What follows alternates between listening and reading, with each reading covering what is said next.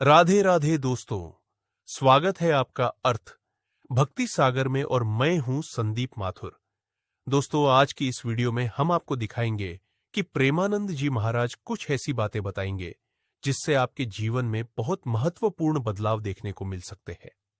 तो दोस्तों, वीडियो को शुरू करने से पहले आपसे निवेदन है कि वीडियो को लाइक करें, कमेंट करें और हमारे चैनल को सब्सक्राइब करें।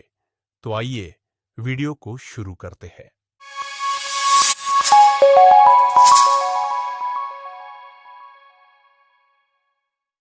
ये जो हमारा जन्म हुआ ये भाग्य के अधीन नहीं है, ये नवीन भाग्य निर्माण करने के लिए है। नहीं तो आदेश ही नहीं देते भगवान। पशुओं को आदेश नहीं दिया जाता क्योंकि वो भाग्य के अधीन है। केवल मनुष्य शरीर को आदेश दिया गया है। किसी देवता को भी आदेश नहीं दिया गया कि आप ये करो ये ना करो, क्योंकि वो वही करेंगे जो उनके सुकृत है, उसके अनुसार बस भोग भोगेंगे। आगे कुछ नहीं कर सकते, नवीन कर्म नहीं कर सकते, न नारकी जी कर सकते हैं, न स्वर्ग के कर सकते हैं। सब अपने अपने परिणाम को केवल भोग रहे हैं। यहां परिणाम उपस्थित करने का अवसर है। आप जो चाहो अपना परिणाम कर सकते हो। आप चाहो नरक जाओ, चाहे स्वर्ग जाओ, चाहे नारायण बन जाओ, जो चाहो कर सकते हो। मनुष्य शरीर है तो ऐसा शास्त्र स्वाध्याय और पंडिताई ज्ञान किस काम का जो भगवत प्राप्ति प्रारब्ध पे छोड़ दे। तो कुछ जन हैं जो शास्त्र स्वाध्याय करके या संतों की वाणी सुनकर इस विचार में आते हैं कि मुझे क्या करना चाहिए, परिवार का पोषण या भगवत प्राप्ति। दो विभाग कर ले इसलिए खतरा है, निर्णय नहीं कर सकता। और सही पूछो तो दो विभाग है नहीं, एक ही बात है। समझ जाओ तो वहीं वहीं भगवत प्राप्ति हो जाएगी। अब उसके विचार में आता है कि अभी तो ब्याह हुआ है, या अभी छोटे छोटे बच्चे हैं, या अभी बच्चों का ब्याह किया है, अभी नए हैं, क्या जाने संसार का। मेरी आवश्यकता है, नहीं तो संसार इनको परेशान कर देगा। और वो अपने अहम जनित कर्ता भाव से ऐसा बंध जाता है कि निर्णय ही नहीं कर पाता।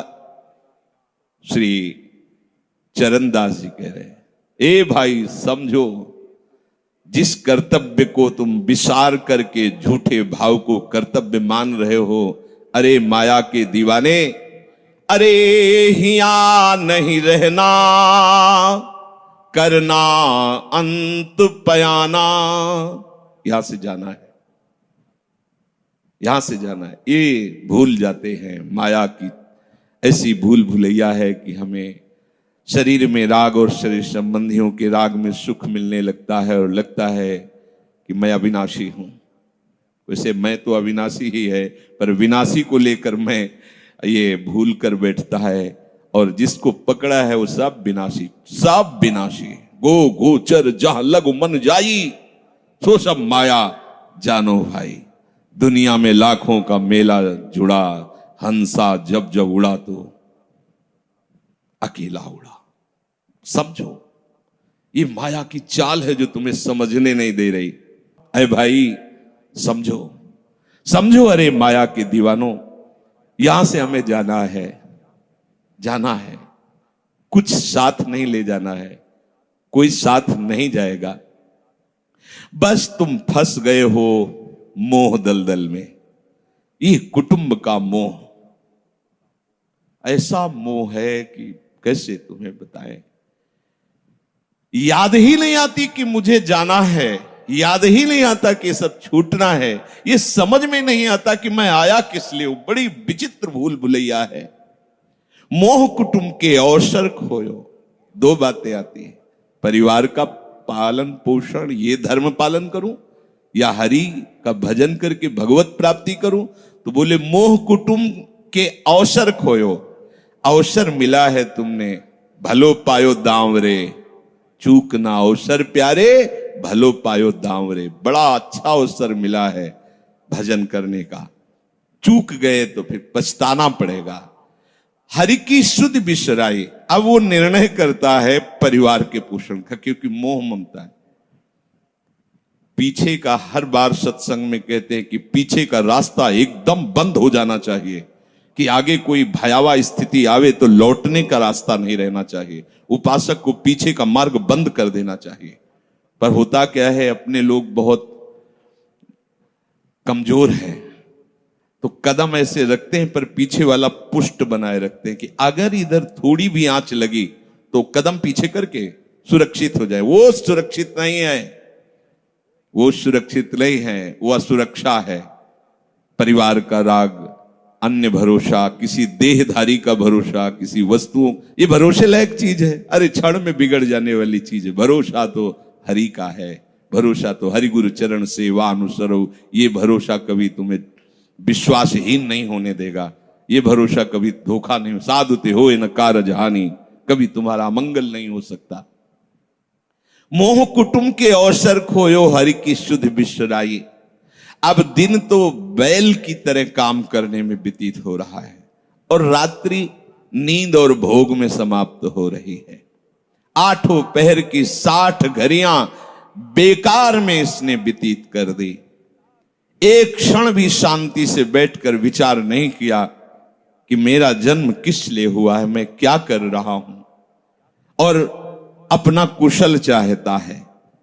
एक छिन हरि को नाम लीनो, कुशल कहां ते हुई, तब लग कुशलन जीव को सपने हो मन विश्राम।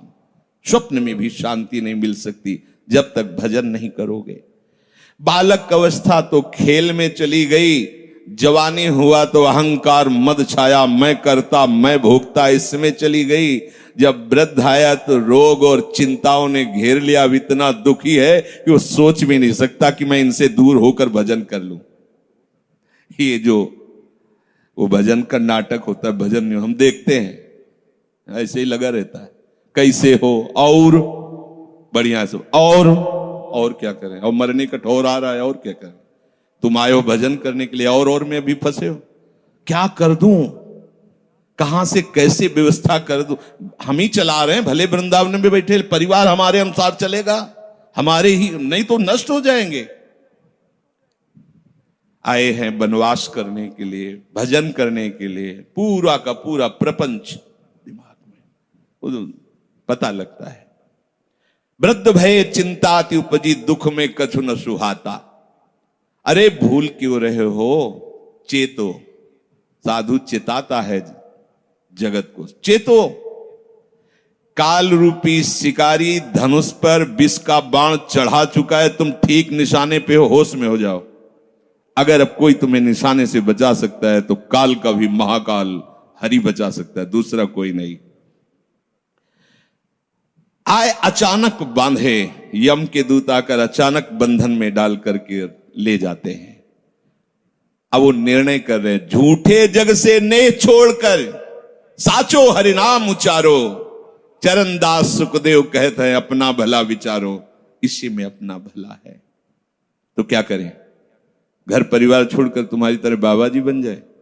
बाबा जी बनने से भगवत प्राप्ति नहीं होती।